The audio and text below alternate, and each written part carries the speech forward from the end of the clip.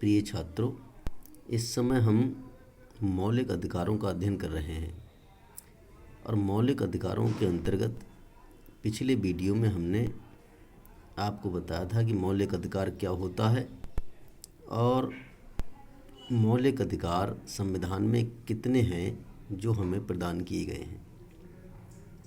पिछले वीडियो में हमने समानता का अधिकार, स्वतंत्रता का अधिकार और शोषण के विरुद्ध अधिकार, 3 अधिकारों को डिटेल से समझा था और आज चौथा अधिकार हम पढ़ेंगे, धार्मिक स्वतंत्रता का अधिकार।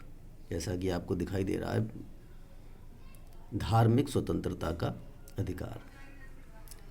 इसका अर्थ ये है कि भारत के संविधान द्वारा प्रत्येक व्यक्ति को धार्मिक स्वतंत्रता का अधिकार दिया गया है।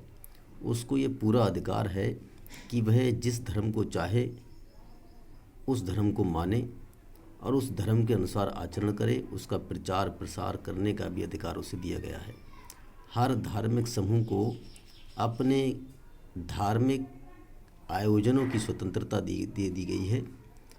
अपने धर्म के प्रचार की स्वतंत्रता दी गई है।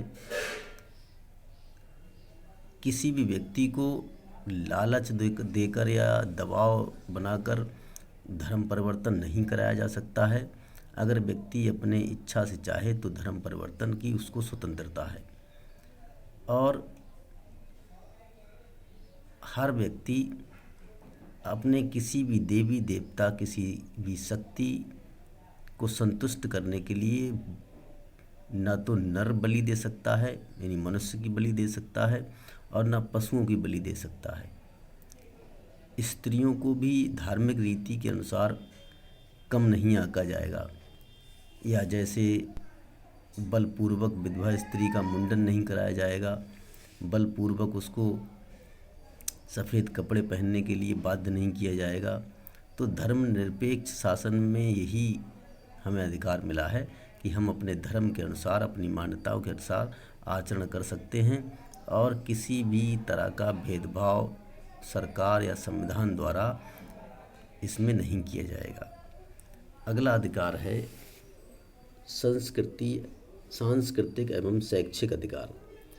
यानी हमें अपनी संस्कृति, अपनी शिक्षा का पूर्ण अधिकार संविधान द्वारा दिया गया है और विशेषकर अल्पसंख्यकों को अपनी भाषा, संस्कृति और धर्म के विशेष संरक्षण का अधिकार प्रदान किया गया है।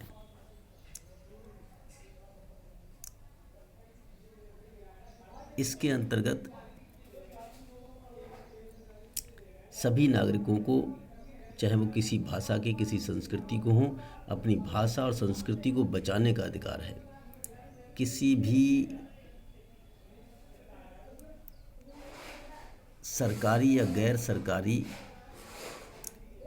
शिक्षण संस्थान में किसी नागरिक को धर्म के आधार पर प्रवेश से रोका नहीं जाएगा और अल्पसंख्यकों को अपनी पसंद के शैक्षिक संस्थान खोलने की अनुमति प्रदान की जाएगी। इस प्रकार ये हमें अपनी संस्कृति और अपने शिक्षा का अधिकार दिया गया है। अल्पसंख्यकों द्वारा अपने संस्कृति और शिक्षा को बचाने का पूरा प्रयास करने का अधिकार मिला है।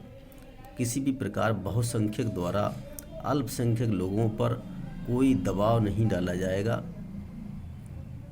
इसके बाद है संवैधानिक उपचारों का अधिकार।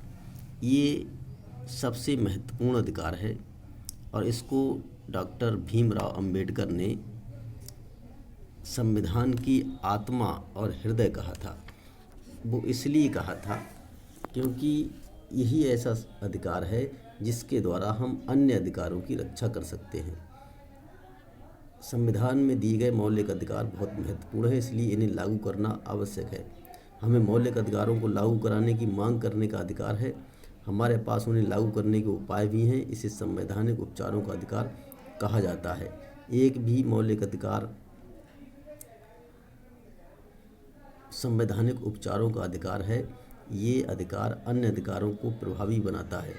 ये संभव है कि कई बार हमारे अधिकारों का उल्लंघन कोई और नागरिक या कोई संस्था या सरकार कर रही होती है, तब हमें इस अधिकार का प्रयोग करना होता है और अदालत के द्वारा हम इस पर रोक लगवा सकते हैं।